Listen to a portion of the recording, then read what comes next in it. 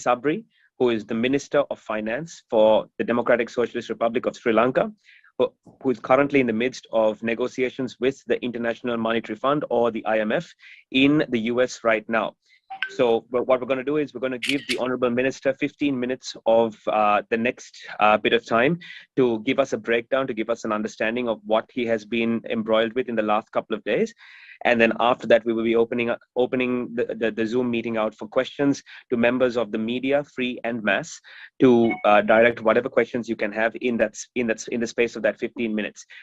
So for now, Honorable Ali Sabri, over to you. Thank you so much for joining us. We really appreciate this time that you have set aside, despite the fact that it's been a very, very busy time in your schedule. Suba Sandhya Kubsiru Denatama. Good evening, everyone who is joining us. Mulimma mama hitanawa itamatma වැදගත් අපි ඇයි මේ IMF සමග සාකච්ඡා කරන්න තීරණය කළේ කියන එක පිළිබඳව යම්කිසි පසුබිමක් ඔබට සකසා දෙන්නට ජාත්‍යන්තර මූල්‍ය අරමුදල තමයි ලෝකයේ ස්ටැබිලයිසේෂන් ඒ කියන්නේ මූල්‍ය ප්‍රතිපාදනවල ස්ථාවරත්වය නිර්ණය කරන ආයතනය ලෝක බැංකුව කියලා කියන්නේ ලෝක ආර්ථිකයේ සංවර්ධනය සඳහා කැප වූ ආයතනය. ඉතින් ස්ථායීත්වය සම්බන්ධයෙන් යම් කිසි ප්‍රශ්නයක් මට පැන නගිනවා නම් අනිත් ආයතන අපිත් එක්ක සාකච්ඡා කිරීමට නම් අපි ජාත්‍යන්තර මූල්‍ය අරමුදල සමග සම්බන්ධ වෙන්නට ඕන. ඒතකොට ජාත්‍යන්තර මූල්‍ය අරමුදලත් එක්ක IMF ආයතනයත් එක්ක සම්බන්ධ වීම ඉතාමත්ම වැදගත් වන්නේ ඔවුන් සමග සාකච්ඡා කිරීමෙන් පසුව තමයි අපිට සිදුවන්නේ බහුපාර්ශ්වික ආයතන සහ ද්විපාර්ශ්වික රටවල් එක්ක මෙන්ම පොදුවේ මාකට් ක්‍රෙඩිටර්ස් කියලා අපි කියනවා පොදුවේ ලංකාවේ බොන්ඩ් සම්බන්ධයෙන් ආයෝජනය කරන අයගේ විශ්වාසය දිනා ගැනීම සඳහා ඒ හින්දා තමයි අතිගරු ජනාධිපතිතුමා මුලින්ම තීරණයක් කරලා කිව්වා අපි IMF ආයතනයත් සමග සාකච්ඡාවකට එළඹෙන්නට කැමති ඔවුන් සමග අපි කියනවා normal program එකක් EFF කියලා කියන්නේ extended fund facility සඳහා සහභාගී වෙ යුතුයි කියලා. ඉතින් මේ සඳහා අපි පළවෙනි පියවර තබලා තියෙනවා. මේ ඊටාත්ම යම් ප්‍රමාණයක කල්ගත වන දුෂ්කර එකත් එක්ක සාකච්ඡා කළ යුතු ක්‍රියාමාර්ගයක්. එහි අපි නිරත වෙලා ඉන්නවා. ඒ කාලය තුල පහුගිය දවස් 4 තුල අපි මම හිතනවා මම ඇතුළු අපේ කණ්ඩායමේ සිටිනවා මහා බැංකුවේ අධිපතිතුමා එහා සමාන්‍ය භාණ්ඩාගාරයේ ලේකම්තුමා මහා බැංකුවේ නිලධාරීන් කිහිප දෙනෙක් සහ අපේ භාණ්ඩාගාරයේ නිලධාරීන් කිහිප දෙනෙක්. ඔවුන් සියලු දෙනා විවිධ ස්තරවලින් විවිධ මට්ටම් වලින් මේ සාකච්ඡාවල එළඹී තිබෙනවා. කොහොමද අපි මේ සාකච්ඡාව සඳහා සම්බන්ධ වෙලා ඉතා ඉක්මනින් යම්කිසි වැඩසටහනකට ඔවුන් සමග එකඟ වන්නේ කියන එක. ඒක ඒ සඳහා අවශ්‍ය වූ යුතු මූලිකව සපුරාලිය යුතු යුතුකම් රාශියක් අපි කළ යුතුව තිබෙනවා. විශේෂයෙන්ම ඔබ දන්නවා ආටිකල් 4 කන්සල්ටේෂන් එකෙන් ඒ කියන්නේ IMF එකේ 4 වන වගන්තිය යටතේ සිදු කරන ලද ඇගයීමට අනුව ලංකාවට සිය ණය මුදල් ගෙවීමේ හැකියාව පිළිබඳව ශක්්‍යතාවය පිළිබඳව හැකියාවක් නැහැ කියලා ඔවුන් යම් කිසි තැනකට ඇවිල්ලා තිබුණා තීන්දුවකට තීරණයකට. එහෙමනම් මුලින්ම ඕනෑම ණය මුදලකට සහභාගී වීම සඳහා හෝ ඕනෑම ණය මුදලක් මුදා හැරීමට පෙර අප ඔවුන් සමග සාකච්ඡා කරලා තිබෙන ණය මුදල් කොහොමද අපි ගෙවන්නට බලාපොරොත්තු වෙන්නේ ඊට පස්සේ අලුතින් ගෙවිය යුතු ණය මුදල් අලුතින් ලැබෙන ණය මුදල් ගෙවීමට කොහොමද බලාපොරොත්තු වෙන්නේ කියන එක පිළිබඳව සාධනීය එකඟතාවයකට එන්නට ඕන. එම නිසා තමයි අපි ප්‍රථම වතාවට අපි ඉතා ඉක්මනින්ම අපිව තෝරාගත්තට පස්සේ පැය 24ක් ඇතුළත ලංකාව සම්බන්ධයෙන් අපේ ණය හිමියන් එක්ක සාකච්ඡා කිරීම සඳහා අපි තීරණය කරා. ඒ ණය හිමියන් එක්ක සාකච්ඡා කරනකොට අපි දැනගෙන හිටියා අපි රටේ සියලුම දෙනාම දැනගන්නට ඕන අපිට ණය ගෙවීමේ හැකියාවක් මේ අවස්ථාවේදී නැහැ විදේශීය ණය. ඒකට අත කතාව අප්‍රේල් මාසයේ මිලියන ඇමරිකානු ඩොලර් මිලියන 500ක් විතර ගෙවන්න තිබුණා. ජූනි මාසයේ තව ඇමරිකානු ඩොලර් මිලියන 500ක විතර ප්‍රමාණයක් ගෙවන්නට තියෙනවා. ජුලයි මාසයේ බිලියනයක විතර ප්‍රමාණයක් ගෙවන්න තියෙනවා. ඒක ගෙවන්නට බැරි නම් අපි මොකද්ද කරන්නේ? ගෙවන්නට බැරි නම් අපිට తాවකාලිකව ගෙවීම් අත්හිටුවන්න සිදු වෙනවා. ඒ තීරණය අපි ගත්තා. අත්හිටුවීමෙන් මොකද අදහස් කරන්නේ? අපි මුදල් ගෙවන්නේ නැහැ කියලාද? නෑ. අපි ඒකෙන් අදහස් කරන්නේ తాවකාලිකව අපි මුදල් ගෙවීම සඳහා අපිට හැකියාවක් නැහැ, ශක්්‍යතාවයක් නැහැ. ඒ වුණාට මුදල් ගෙවීමට අපි බැඳිලා ඉන්නවා. අපිට ඒක ඉදිරියට කරන්න පුළුවන් කියන පණිවිඩය තමයි දෙන්නේ. බයික කටින් විතරක් කියලා ප්‍රමාණවත් නැහැ. ඒ සම්බන්ධයෙන් වැඩපිළිවෙලක් තියෙන්නට ඕන. ඒ වැඩපිළිවෙලේ පළවෙනි අදියර තමයි මූල්‍ය උපදේශකවරු පත් කරගන්න එක සහ නීති උපදේශකවරු පත් කරගන්න එක. ඒ සඳහා අපි දැන් කඳවල තියෙනවා. අපි බලාපොරොත්තු වෙනවා ඊළඟ දින 10 15 ඇතුළත ඔවුන් පත් කර ගැනීම සඳහා. ඉතින් ඒ අනුව මුලින්ම අපි ණය ගෙවීම සම්බන්ධයෙන් කළ හැකි හා කළ යුතු ක්‍රියාකටිපාටිය පිළිබඳව කටයුතු කරමින් සිටිනවා. අපි මතක තියාගන්නට ඕන මේ අවස්ථාව වන විටත් පහුගිය වසර කිහිපය තුළ ගත්තම අපි විවිධ එක්ක සාකච්ඡා කරාම රටවල් ඊටාම විශාල ප්‍රමාණයක් මේ අර්බුදය පහු කරලා තියෙනවා. මේකෙන් අදහස් කරන්නේ නැහැ සම්පූර්ණ රට විනාශ වෙනවා යනවා කියලා. නමුත් ලංකා ඉතිහාසයේ බරපතලම මූල්‍ය අර්බුදය පිටිපසක් සිටිනවා කියන එක පිළිබඳව ගැටලුවක් නැහැ. ඒ පිළිබඳව බොරු කියලා වැඩකුත් නැහැ. ජනතාව ඇත්ත දැනගත යුතුයි. අපිට බිලියන 51ක එක්ස්ටර්නල් ක්‍රෙඩිට් පිටරට විදේශ ණය ගෙවීම සඳහා අවශ්‍ය වෙලා තියෙනවා. නමුත් ඒක ගෙවීම සඳහා අපිට හැකියාවක් ඇත්තේ නැත්තේ. ඒ සඳහා තියෙන මේ පසුබිම තුල. ඉතින් අපි මේ පිළිබඳව IMF එකට සාකච්ඡා කරන අවස්ථාවේදී උන්ට සාකච්ඡා කළා කිව්වා. විශේෂයෙන්ම අපි කිව්වා අපිට කාලාන්තරයක් තිස්සේ විවිධ ගැටලු රාශියකට මුහුණ දෙන්න සිද්ධ වෙලා තියෙනවා. මේක හේතු කොටගෙන අපිට සිද්ධ වුණා ණය අත්හිටුවීම සඳහා. විශේෂයෙන් මේ 1919 දී සිද්ධ වෙච්ච පාස්කු ප්‍රහාරයෙන් අපේ රටේ ටූරිසම් එකට සිද්ධ වෙච්ච බලපෑම 2021 තුලදී කොවිඩ් අනතුරෙන් සිදු වෙච්ච බලපෑම ඊට පස්සේ ඒකෙන් යන්තම් එළියට එනකොටම සංචාරක ව්‍යාපාරය පිළිබඳව යලි විස ඔසවනකොටම අපිට සිද්ධ වුණා යුක්‍රේනයේ සිද්ධ වෙච්ච මේ මහා විනාශය හේතු කොටගෙන ලෝකයේ අපි දන්නවා ඉන්ධන මිල 50%කට වැඩියෙන් ඉහළ ගිහිල්ලා තියෙනවා. 34 තිබුණ එක 60ට ගිහිල්ලා 65ට ගිහිල්ලා දැන් 100කට විතර ගිහිල්ලා තියෙනවා. සාමාන්‍යයෙන් මාසිකට අපිට ගතවන්නේ ඉන්ධන සඳහා මිලියන ඇමරිකානු ඩොලර් 175 200ක් තිබුණු බිල අද වෙනකොට 400ක් 450ක් දක්වා ඉක්ම වෙලා කියනවා කියන මේ සම්පූර්ණ ක්‍රියාපටිපාටි අපි කියලා දුන්නා. ඒත් එක්කම අපි ඔවුන් එක්ක පිළිගත්තා. අපේ සමහර තීන්දුව తీරන විශේෂයෙන්ම බදු අඩු කිරීම සඳහා ගත්ත තීරණය හේතු කොටගෙන වාර්ෂිකව බිලියන 600ක ප්‍රමාණයක් අපිට 2200 වර්ෂයේදී අහුමිවීමත් IMF එක සමග සාකච්ඡා කිරීම සඳහා කාලය ගත වීමත් අපේ පැත්තෙන් වෙච්ච යම් අඩුපාඩු කියන එක අපි නිවැරදිව පාරදර්ශව අවංකව පිළිගත්තා. ඒ පිළිබඳව ඉතාමත්ම හොඳින් අපිට සවන් දුන්නා. එහෙනම් මම කියන්න තියෙන්නේ මේ වන අවස්ථාව වනකොට අපි IMF ආයතනයේ ප්‍රධානම නිලධාරිනිය වන ප්‍රධාන විධායක නිලධාරිනිය වන මැනේජින් ඩිරෙක්ටර්ත් එක්ක සාකච්ඡා කරලා තිනවා.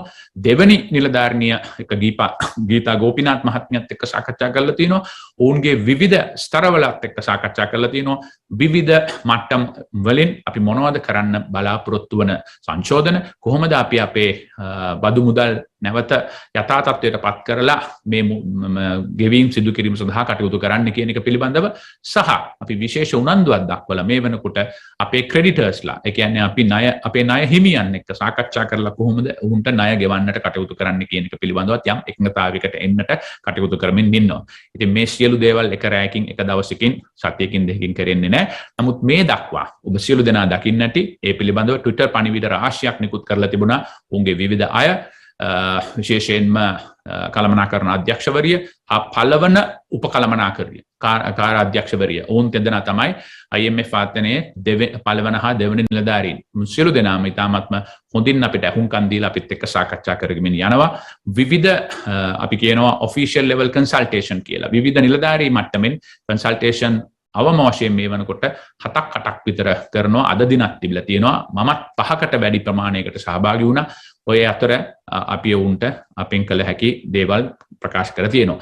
ඒ අතරතුර අපිට පේන දෙයක් තමයි මේ IMF සාකච්ඡාව තීරණාත්මක තැනකට ඇවිල්ලා යම් ප්‍රමාණයක් මුදල් අපිට ලබා දීම සඳහා අපි සියලු දෙනාම බලාපොරොත්තු වුණ ආකාරයට යම් කාලයක් ගත වෙනවා. උනාපු විලායට මුදල් දෙන්නේ නැහැ. මුලින්ම ශක්්‍යතාවය පිළිබඳ අටයුතු කරනවා. එම නිසා ඒ අතරතුර අපි මොනවද කරන්න කියන එක තමයි මම හිතන්නේ රටවැසියට තියෙන ලොකුම ප්‍රශ්නය. ඒ අනුව අපි ලෝක බැංකුවත් එක්ක සාකච්ඡා කරා. ලෝක බැංකුවත් එක්ක සාකච්ඡා කළා ඉතාම හොඳින් සාකච්ඡා සිද්ධ වුණා. ඔවුන් අපිට එකඟ වෙලා තියෙනවා ඊයේ දවස වෙනකොට ඇමරිකානු ඩොලර් මිලියන 300ක් 600ක් අතර ලබන සතියේ දෙකේ සිට 6 දක්වා සති දෙකයි සහ මාස 4ක් අතර කාලය තුලදී ලංකාවට නිකුත් කිරීම සඳහා එය කෙලින්ම ඍජුව පීඩිත පන්තියේ විශේෂයෙන්ම දරිද්‍රතාවයෙන් පෙළෙන සහ වඩාම පීඩාවට පත් වෙච්ච ජනතාව වෙත සහන ලබා දීම සඳහා විශේෂයෙන්ම සෞඛ්‍ය සහන බෙහෙත් ඊට ඇරුණාම ඔවුන්ට යම් කිසි ප්‍රමාණයකින් මුදල් ආධාර කළ හැකිද සහ කැමබීම සහ ෆර්ටිලයිසර් සඳහා අපි සාකච්ඡා කරගෙන ඉන්නවා ඒෂියන් බැංක් එකත් එක්ක ADB එකත් එක්ක අපි සාකච්ඡා කරා ඔවුනුත් ඒ සම්බන්ධයෙන් කටයුතු කරගෙන ඉන්නවා විශේෂයෙන්ම හොඳම දේ තමයි අපිට කියන්න තියෙන්නේ ඉන්දියාවත් එක්ක තිබුණු සාකච්ඡා ඉතාමත්ම සාර්ථකයි. ඉන්දියාව අපිට අපි නිල මට්ටමින් ඉන්දියාවේ ගරු මුදල් අමාත්‍යතුමිය සමග සාකච්ඡාවේදී මිලියන 500ක තවදුරටත් අපිට ඇමරිකානු ඩොලර් මිලියන 500ක් දක්වා වූ ඉන්ධන මිලදී ගැනීම සඳහා යම්කිසි පහසුකමක් සලසා දීමට උත්සාහ කළා තියෙනවා.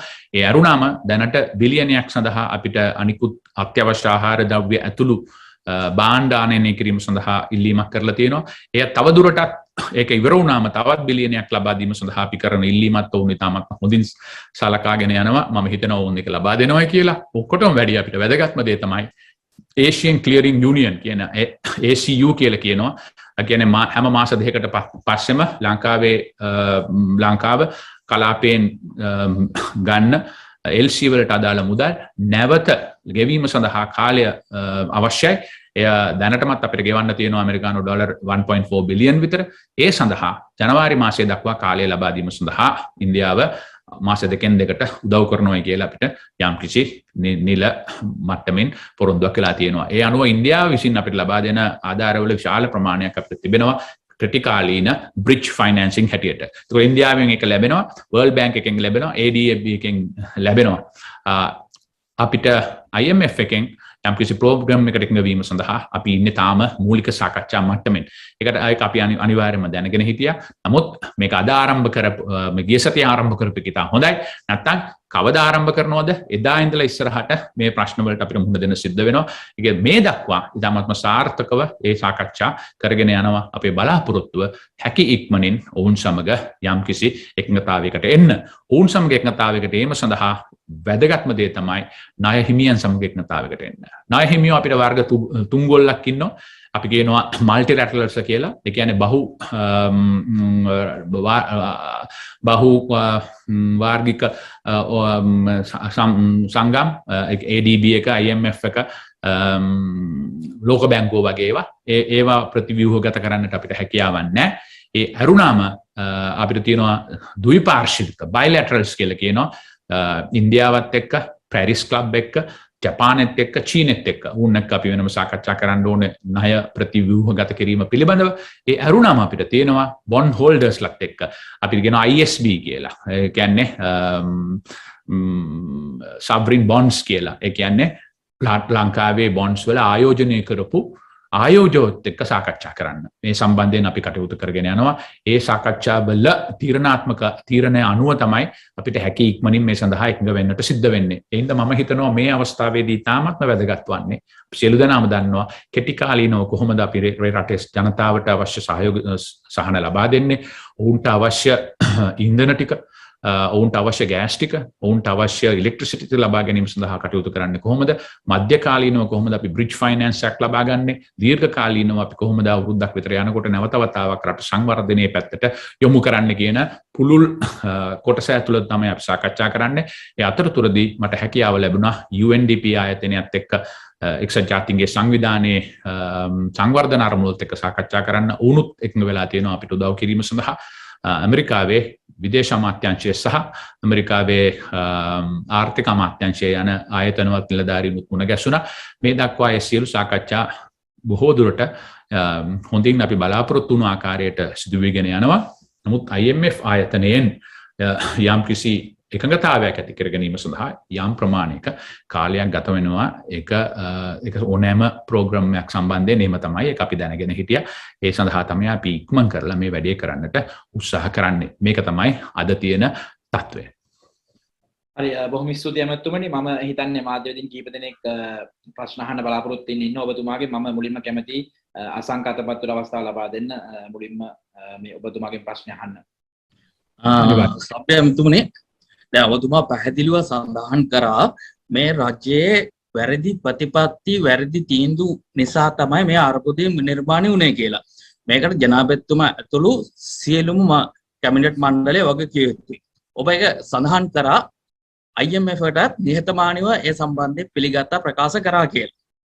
දැන් මෙතන තියෙන ප්‍රශ්නේ තමයි එමෙතුමනේ දැවැන්ත අර්බුදයක් රට තුළ නිර්මාණය වෙලා තියෙනවා. විදුලි අර්බුදය. ඖෂධ.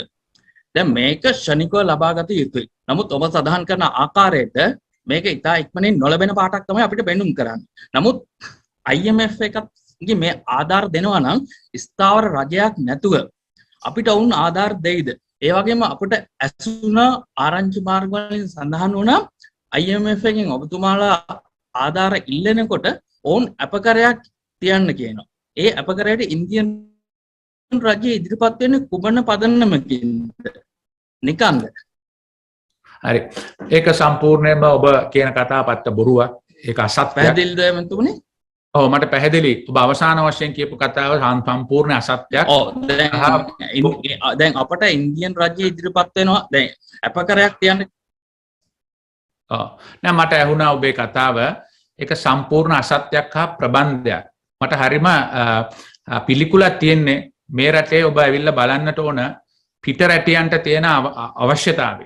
ලෝක බැංකුවට, IMF එක ආයතනයට, UNDP එකට තියෙන ඕනකම අවශ්‍යතාවය ලී බුකයිට්ට මේ රට බේරගන්න.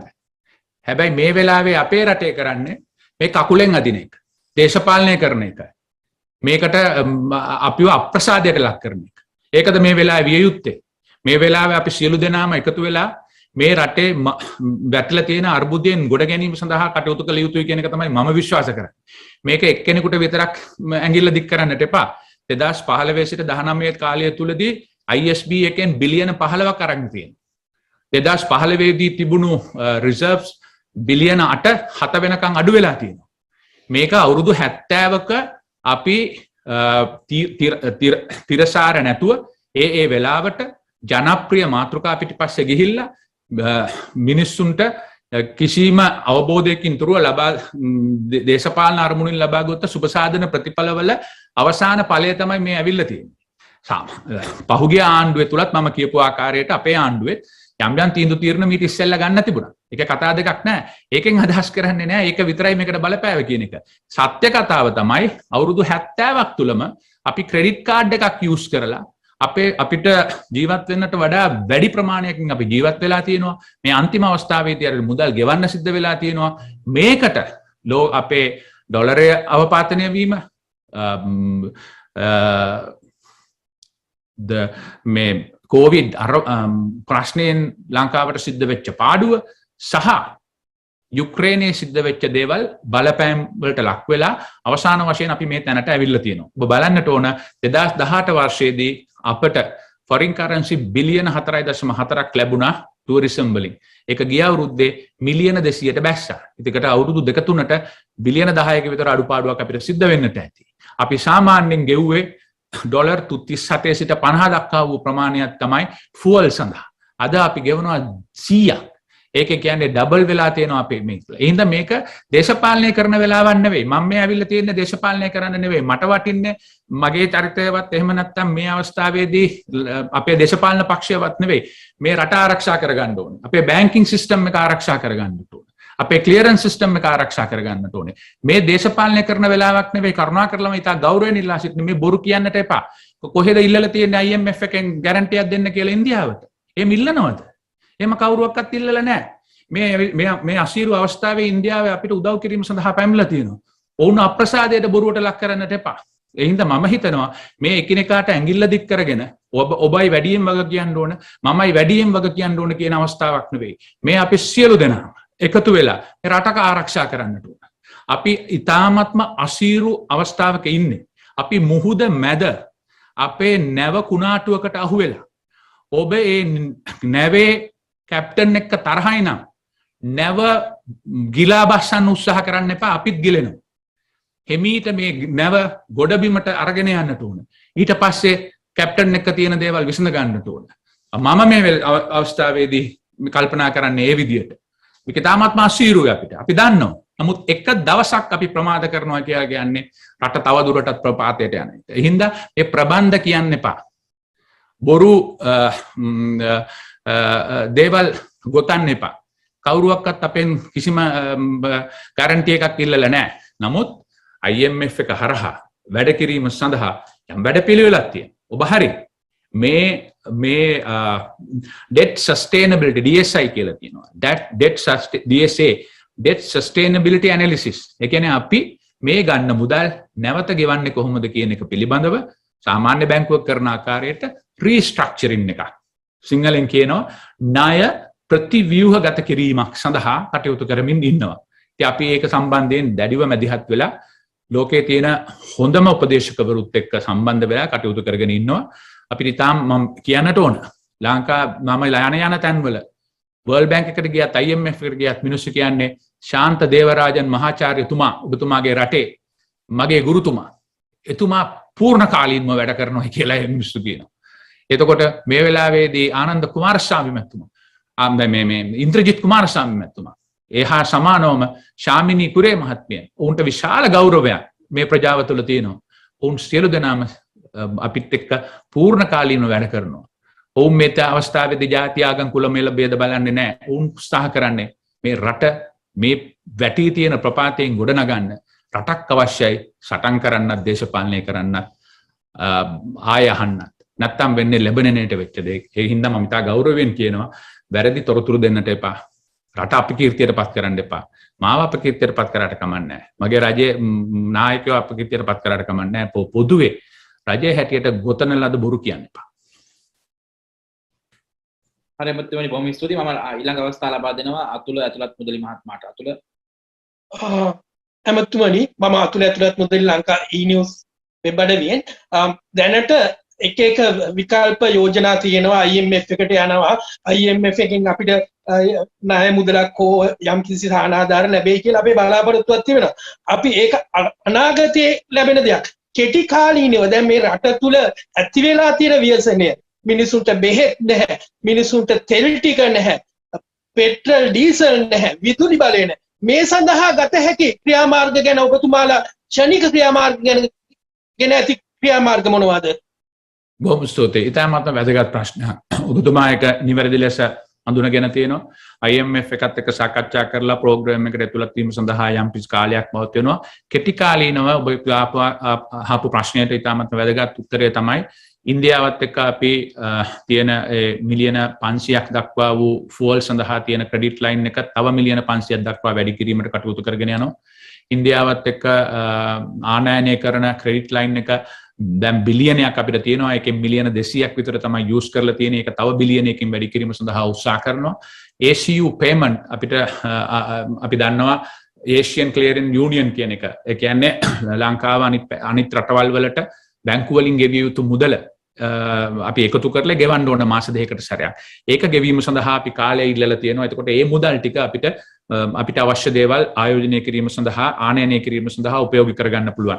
ඒ පැත්තෙන් අපි යම් කිසි ස්ථාවර තත්ත්වයක් ගොඩනගන්න උත්සාහ කරගෙන යනවා. ඒ අරුණාම මම ඔබතුමාට කියපු ආකාරයටම මුලින් විස්තර කරපු ආකාරයට අපි උත්සාහ කරනවා සහ එකඟ වෙලා තියෙනවා ලෝක බැංකුව වහාම සම්බන්ධ වෙලා ඉදිරි සති 3 සිට මාස 6ක කාලයක් තුලදී මිලියන ඇමරිකානු මිලියන 300ක් හා 600 දක්වා වූ මුදල් යොදවා ගන්න. ඒක ප්‍රධාන වශයෙන් අපි උත්සාහ කරන්නේ WHO එක හරහා බෙහෙත් වලට යොදා ගැනීම සඳහා, කුකින් ගෑස්, ඒ කියන්නේ ගෑස් ගෙන්වා ගැනීම සඳහා, ඒත් එක්කම අපේ ඊළඟ කන්නයට අවශ්‍ය පොහොර ටික ලබා ගැනීම සඳහා සහ දරිද්‍රතාවයෙන් පීඩා විඳින ජනතාවගේ යම් කිසි මුදල් සහනාධාරයක් ලබා දීම සඳහා ඔවුන්ට දිනදා ජීවත් වීම සඳහා UNDP එක හරහත් ඒ වැඩ ටික කරගන්න උත්සාහ කරනවා. ඒ ඇරුණාම මැතුමනි අපි උත්සාහ කරන්නේ ලංකාවත් එක්ක වැඩ කරන UNDP ආයතනය, World Bank එක, ADB එකේ ඔවුන්ගේ පෝර්ට්ෆෝලියෝස් තියෙනවා බිලියන 3ක් විතර වටින. එතකොට ඒක ඉක්මන් කරගන්නේ කොහොමද? කොහොමද ඒක ලංකාවට ගෙන්න ගන්නෙ? ඒ ඩොලර්ස් ටික කොහොමද ලංකාවට ගේන්නේ කියන එක සහ යම් ශ්‍රේෂ්ඨ තියෙනවා. අපිට ඉතාමත්ම හොඳින් ආයෝජනය කැඳව ගන්න පුළුවන්. විශේෂයෙන්ම අපි කියනවා සස්ටේනබල් එනර්ජි කියන එක. තිරසාර විදුලි බලය සඳහා වූ සුළං බලය සහ සූර්ය බලය. ඉතින් ඒකට ආයෝජන ගැනීම සඳහා. එතකොට අපේ කෙටි කාලීනව ඒ ටික තමයි අපි කරන්න බලාපොරොත්තු වෙන්නේ. ADB එක, World Bank එක, Indian Credit Line එක හරහා. සහ අපේ ඊළඟ බලාපොරොත්තුව තමයි මේක තවදුරටත් විසඳ ගන්න නම් තව මාස 9ක් 12ක් විතර කාලයක් අපිට අමාරුවක් තියෙනවා. ඒ කාලය තුල අපි උත්සාහ කරනවා අපිට අවශ්‍යයි යම් කිසි ප්‍රමාණයකින් ලංකාවේ සෙන්ට්‍රල් බැංකුව වෙත ඇමරිකානු ඩොලර් වලින් ආයෝජනයක් එන්නට ඕන. ඒ අනුව මම මේ අවස්ථාවේදී මට කියන්න බෑ රටවල් කීපයක් එක්ක අපි සාකච්ඡා කරගෙන ඉන්නවා හැකි ඉක්මනින් එම මුදල් ලබා ගැනීම සඳහා. ඒක සාර්ථක වෙලා මේ රටේ මහ බැංකුවට ඇමරිකානු ඩොලර් බිලියනයක් හා දෙකක් අතර ආයෝජනයක් ආවොත් මම හිතනවා අපිට පුළුවන් වෙයි කියලා මේ ඩොලර් එකේ අවපාතනය රෙස් කරගන්න ඒත් එක්ක රුපියල ස්ථායීත්වයට පත් කරන්න. එතන මම තාමත්ම ගෞරවයෙන් ඉල්ලා සිටින්නේ මේ වෙලාවේදී ඔබේ දේශපාලන අරමුණු ඕන වෙනුවෙන් දෙයක් කරන්න, ඕන විවේචනයක් කරන්න. නමුත් අපි කොහොම හරි මේ රටේ අපේ ආයතන ටික, අපේ මහ බැංකුව, අපේ බැංකු පද්ධතිය ස්ථායීර කරලා ඒවා ආරක්ෂා කරගන්නට ඕන, ඒවා රැක ගන්නට ඕන. ඒවා කඩා වැටුනොත් මම හිතන්නවා මම ඒ ගැන කතා කරන්න කැමති නෑ.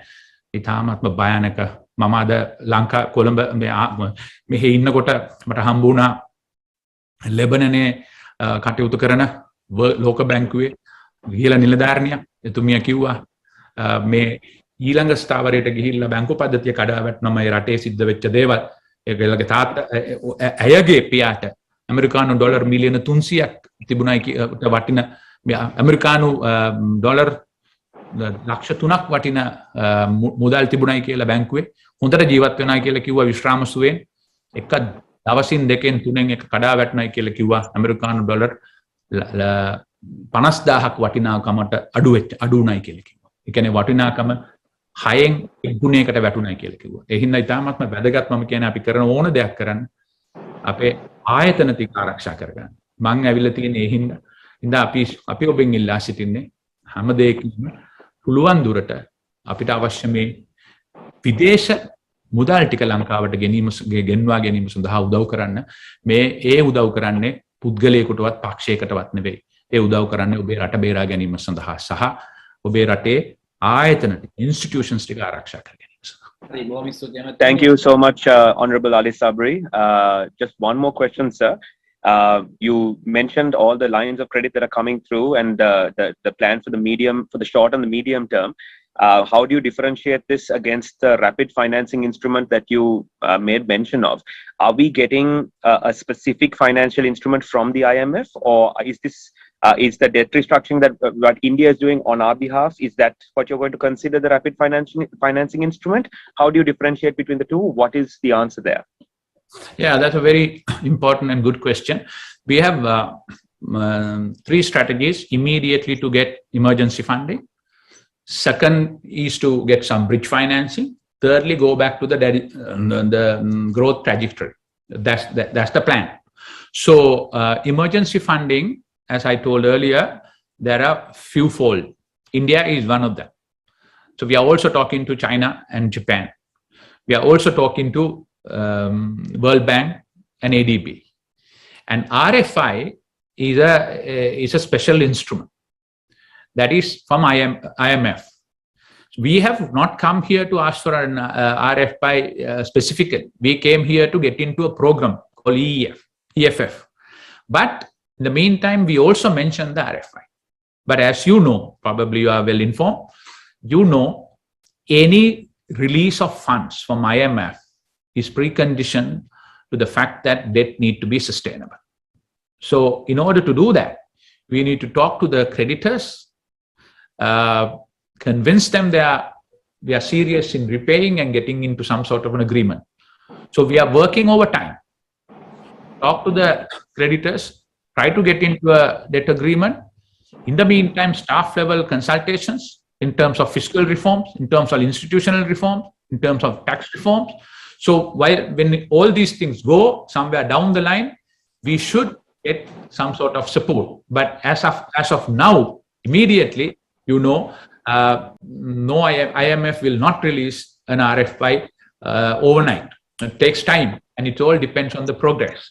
So hopefully, we will see some sort of a progress somewhere down the line. It all depends on how quickly, efficiently we are going to negotiate with our creditors, get into a debt restructuring program, how serious we are on tax reforms and the other reforms.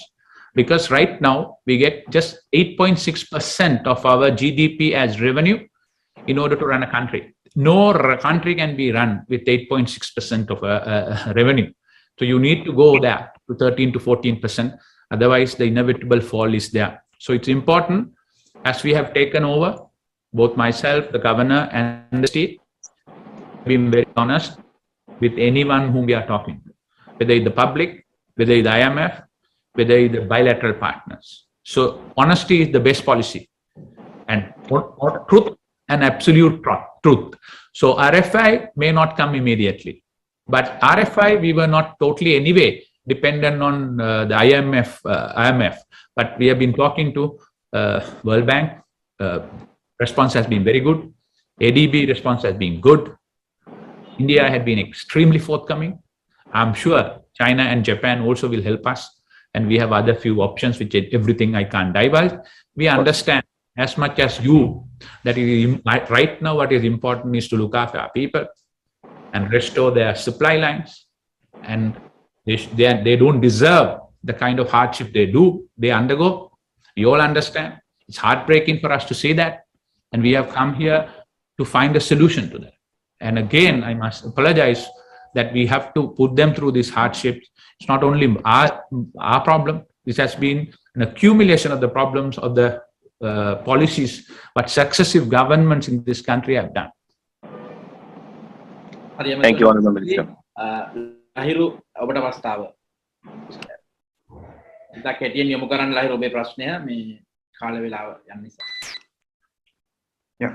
So the Chinese have announced that they will provide emergency humanitarian assistance to Sri Lanka. The envoy in Sri Lanka has visited, and they've met with the foreign minister, and also the Chinese premier have had a phone call with Prime Minister Mahinda Rajapaksa as well. So what sort of financial aid do you expect from the People's Republic of China?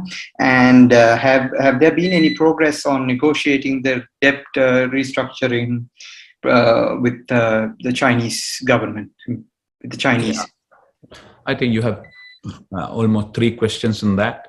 Number one is what they have announced has already been announced in terms up to about 2 million the Chinese currency kind of a support, 200 million.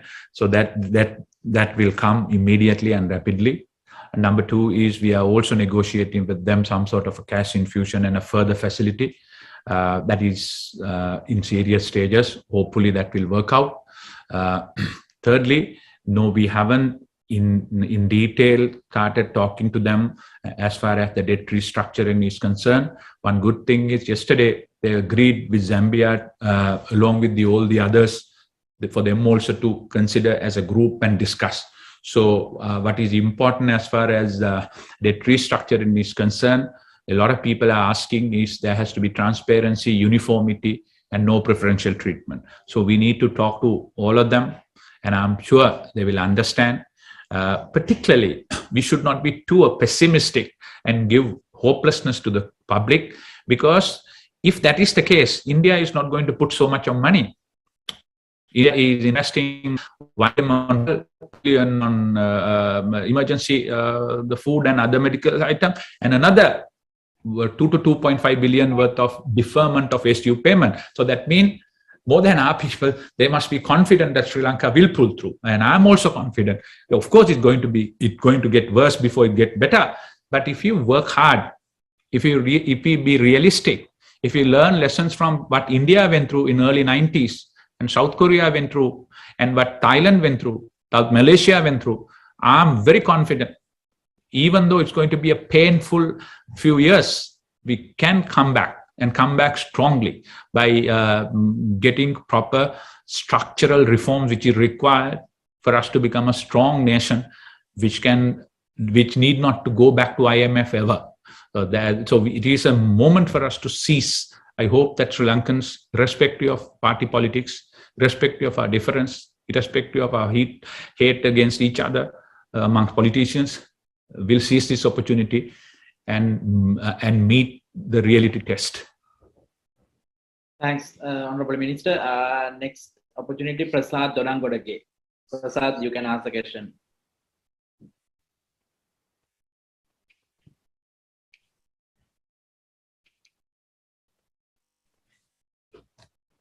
Prasad, you can unmute and ask the question.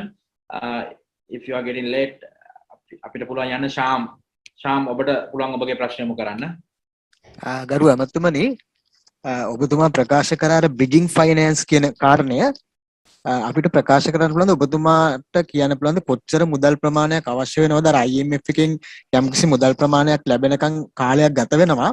එතකොට ඔබතුමා නොයෙකුත් ඉන්දියාව චීනය world bank සඳහන් කළා. නමුත් බ්‍රිජිං finance සඳහා නිශ්චිතව අපිට කොපමණ පමණ මුදලක් අවශ්‍ය වෙයිද ඒවා සොයාගන්න මෙන්න මේ ක්‍රමවේදයට හොයාගන්නවා කියලා හරියට පැහැදිලිව කිව්වොත් මහ ජනතාව තුළ ලොකු විශ්වාසයක් ගොඩ නැගෙයි මං හිතන්නේ. ඒක චුට්ටක් පැහැදිලි කරගන්න අපිට මෙන්න මෙච්චර US ඩොලර්ස් බිලියන මෙච්චර ප්‍රමාණයක් අවශ්‍යයි. මෙන්න මේ ක්‍රමවේද ඔස්සේ අපිට සොයාගෙන අපිට ඊළඟට IMF ෆැසිලිටි එකට යන්න පුළුවන් කියන අදහස පොඩ්ඩක් කියන්න පුළුවන් නම් ලොකු උදව්වක්. ස්තුතියි. වශයෙන්ම අපි දැන් ඔබ දන්නවා මම මේක බාරගෙන සති දෙකකටත් අඩු කාලයක් තියෙන්නේ. ඒ හා සමානයි ගවන, ඒ හා සමානයි භාණ්ඩාගාරයේ ලේකම්තුමත්. අපි විසින් කරන ලද මූලික අධ්‍යයන වලට අනුව අපිට හිතෙනවා ඇමරිකානු ඩොලර් බිලියන 3-4ක් අතර ප්‍රමාණයක බ්‍රිජිං ෆයිනෑන්ස් එක අවශ්‍යතාවයක් අපිට තියෙනවා කියන එක තමයි අපිට තේරෙන්නේ. ඒකෙන් අපි ඒක හොයාගන්න බලන ක්‍රම වේදී ඔබ කියපු ආකාරයට ඉන්දියා ක්‍රෙඩිට් ලයින් එකෙන් දැනට අපි ෆුවල් ඒ කියන්නේ මේ තෙල් ආනයනය කිරීම සඳහා ඇමරිකන් ඩොලර් 500ක ෆැසිලිටි එකක් තියෙනවා. ඒක තව 500කින් වැඩි කිරීමට ඕන එකඟ වෙලා තියෙනවා. දෙවෙනි එක ඕනක් අපි සාකච්ඡා කරගෙන ඉන්නවා මේ වෙනට අපිට ලබා දීලා තියෙන අත්‍යවශ්‍ය භාණ්ඩ ආනයනය කිරීම සඳහා බිලියනයක ක්‍රෙඩිට් එකක්. ඒකෙන් මිලියන 200යි අපි යූස් කරලා තියෙන්නේ. තව මිලියන 800ක් විතර තියෙනවා. ඒකේ යම් තාක්ෂණික ප්‍රශ්න තියෙනවා. ඒක විසඳා ගැනීම සඳහා ගරු මුදල් අමාත්‍යතුමියත් එක්ක මම සාකච්ඡා කරා. ඒ සම්බන්ධයෙන් ඇගේ අවධානය යොමු කරනවා කියලා කිව්වා. එතන තියෙනවා තව බිලියන 1.5ක විතර ප්‍රමාණයක්. ඒ අරුණාම ඔබ දන්නවා ආසියානු ක්ලියරින් යූනියන් එක කියලා කියන එක. එතකොට ලංකාවෙන් යම්කිසි දේපලක් අපි දේවල් පිටරටින් ආනයනය කරනකොට ලංකාවේ LC අරුණාම මේ මුදල් ටික එනවා ලංකාවේ බැංකු වලට. ලංකාවේ බැංකුව හරහා යනවා සෙන්ට්‍රල් බැංක් එකට. සෙන්ට්‍රල් බැංක් එක හරහා මාස දෙකකින් දෙකට මේක ගෙවන්නට ඕන. ඒ මුදල් වල ගම් ගෙවීම් වල ප්‍රමාදයක් තිබුණා. අපි ඒ සඳහා කාලයක් ඉන්දියාවෙන් ඉල්ලා සිටියා. ඔවුන් මැදිහත් වෙලා ඒක ලබා දෙනවා කියලා තියෙනවා. ඒකෙන් කෙටි කාලිනවා ඒකේ තියෙන වාසිය බිලියන 2.5ක පමණ ප්‍රමාණයක් වෙනවා. නමුත් මේ සියල්ල ඒ ඔක්කොම එකතු වුණාම අපි බලාපොරොත්තු වෙන විදියට ඉන්දියාවෙන් ලැබෙන ඒ සහයෝගය බිලියන 2කට පමණ ප්‍රමාණයක් වටිනවයි කියන එක තමයි අපේ ඇසෙස්මන්ට් එක.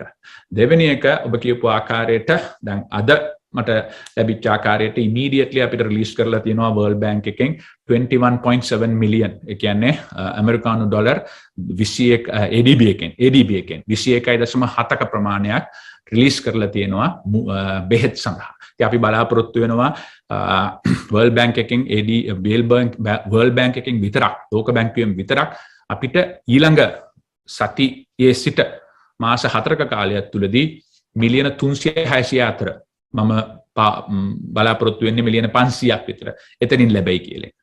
ඒ අරුණාම ADB එකෙනුත් අපි බලාපොරොත්තු වෙනවා මිලියන 300ක පමණ ප්‍රමාණයක යම් උදව්වක් අපිට ඊළඟ මාස 3-4දී ලැබෙයි කියලා. හැබැයි මේ සියල්ලාවත් මුදල් හැටියට භාණ්ඩාගාරයට ඩොලර් එහෙම ඉතාමත්ම වැදගත්. අපිට මේ තියෙන ඩොලර් අර්බුදයෙන් සහ විශේෂයෙන්ම රුපියල තාමත්ම ශීඝ්‍රයෙන් අවපාතය වීම වළක්වා ගැනීම සඳහා. ඒක තමයි අපිට තියෙන එකම සිංගල් මෝස්ට් බිගස්ට් චැලෙන්ජ්. ඒ සඳහා අපි උත්සාහ කරන්නේ කොහොමද අපි ඩොලර් බිලියනයක් විතර අපේ භාණ්ඩාගාරයට ආයෝජනය කරගන්නට අපේ මහ බැංකුවට ආයෝජනය කර ගැනීම සඳහා උත්සාහ කරන්නේ. ඒ පිළිබඳව අපි විවිධ ශේෂ්ත්‍ර විවිධ රටවල් එක්ක විවිධ ආයතනත් එක්ක සාකච්ඡා කරමින් සිටිනවා. ඒ අරුණාම ආයෝජන ඉක්මන් කර ගැනීම ඉතාමත් වැදගත්. ඊයේ මම UNDP ඇඩ්මිනිස්ට්‍රේටර්ව හම්බ වුණා. විශේෂයෙන් ඇමරිකානු USAID ආයතනය හම්බ වුණා.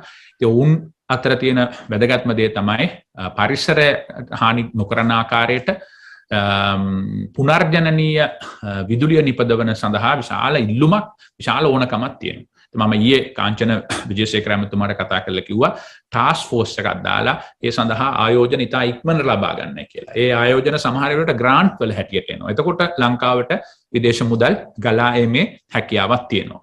ඉතින් ඒ අරුණම World Bank එකේ තියෙනවා 2.4 billion worth of ඒ කියන්නේ ඇමරිකානු ඩොලර් බිලියන 2.4ක් ප්‍රමාණවත් වන ව්‍යාපෘති 17ක් දැනට ක්‍රියාත්මක වෙනවා. ඉතින් මේ ව්‍යාපෘති ඉක්මන් කරොත් ඒ මුදල් ටික ලංකාවට ගෙන්න ගන්න පුළුවන් වුණොත් අපිට පුළුවන් වෙයි මේ ඩොලර් වල තියෙන මේ හිඟය වළක්වා ගන්න. හැබැයි ජනතාව හැටියට කරන්න සිද්ධ වෙන්නේ අපි දන්නවා තාමත් අමාරු කාලයක් අපි යන්නේ. අපි ඒක නොතේරෙනව නෙවෙයි. නමුත් ශ්‍රී ලාංකිකයෝ හැටියට අපි ඉල්ලන්නේ ඔබේ මුදල් ටික කරුණා කරලා හැකි හැම අවස්ථාවකදී බැංකු ක්‍රමය හරහා යවන්න. ඩොලර් එක ස්ථාවර කිරීම සඳහා උදව් කරන්න. ඒ දේශපාලකයන්ට කරන උදව්වක් නෙවෙයි. ඒ මේ රටට කරන උදව්වක්. එහෙම තමයි ඔබේ සහෝදරයා, ඔබේ පියා, ඔබේ නෑදෑ මේ ෆුවල් කිව් එකෙන් බේර ගන්න පුළුවන් වෙන්නේ. ගෑස් කිව් එකෙන් බේර ගන්න පුළුවන් වෙන්නේ. මෙඩිසින් සඳහා අවශ්‍ය මුදල් ලබා ගන්න. ඊට පස්සේ ඕන දේශපාලනයක් කරගන්න. අපි රුපියල ස්ථාවර කරමු. එහෙනම් ඒ ටික තමයි අපි මේ වෙලාවේදී සාකච්ඡා කරගන්න යන ක්‍රමවේදය ඩොලර් ටික ලබා ගැනීම සඳහා. හරි බොහොම ස්තුතියි අමතුමනි මා හිතවත් මාර්ග සෞද්දාගෙන මේ වෙලාවේ මම කියන්න කැමති අතරම අමතුමා අපිට විනාඩි 30ක් පමණයි ලබා දුන්නේ. නමුත් විනාඩි 43ක් විතර වගේ අපි දැනට මේ සාකච්ඡාවේ නිරත වෙලා තිබෙනවා. ඔබතුමා ලංකාවට පැමිණි වහාම මම හිතන්නේ ප්‍රොජෙක්ට් සාකච්ඡාවක් පවත්වාවි. ඒ සඳහා අපි ඊට ප්‍රස්තාව ලබා දෙනවා. අපි ස්තුතිවන්ත වෙනවා මුදල් අමාත්‍ය ජනාධිපති නීතිඥ අලි සබ්රි මහත්මයාට අප සමග එකතු වීම සම්බන්ධයෙන් අද දවසේදී පසුගිය දින කිහිපය පුරාවට පැවති සාකච්ඡාවල ප්‍රගතිය වොෂින්ටන් නුවර සිට අපට දැනුවත් කිරීම සම්බන්ධයෙන් ඔබතුමාට ස්තුතිවන්ත වෙනවා මෙවන් විශාල කාලයක් ඇත්තම අපිට ලබා දීම සම්බන්ධයෙන් ඒ වගේම සම්බන්ධ වූ මාධ්‍යවේදීන් සියලු දෙනාටත් අපගේ ස්තුතිය පුද කරනවා ජනමාධ්‍ය අමාත්‍යාංශය ජාතික සංවර්ධන මාධ්‍ය මධ්‍යස්ථානය සහ රජයේ ප්‍රවෘත්ති දෙපාර්තමේන්තුව වෙනුවෙන් සියලු දෙනාටම සුබ දවසක් එමතුමනි ඔබතුමාටත් සුබ දවසක් ප්‍රාර්ථනා කරනවා අද දවසේදී පැවැත්වෙන සාකච්ඡා ඉතාමත් සාර්ථක මට්ටමින් අවසන් වෙලා ලංකාවට අවශ්‍ය සුබ පණිවිඩයක් හැකියකනින් ලබාගෙන පැමිණීමට හැකියාව ලැබේවා කියලා ප්‍රාර්ථනා කරනවා එමතුමනි ඔබට සුබ දවසක්. Thank you so much, Honorable Ali Sabri, for your time. I know that this has been. I'm very sorry. I know that this has been. You're in the middle of a trying month, especially with the holy month of Ramadan as well. Thank you so much for taking out your time to do this, and thank you so much for the amazing work that you're doing. To everyone who logged in, we sincerely thank you and appreciate you for your time as well. As the minister said, there's a message to be passed around. So let's make sure that message gets passed around, and we bring this country out of the crisis that it's in right now. Thank you so much, everyone, and have a great evening, sir. Thank you. Thank you very much. Thank you.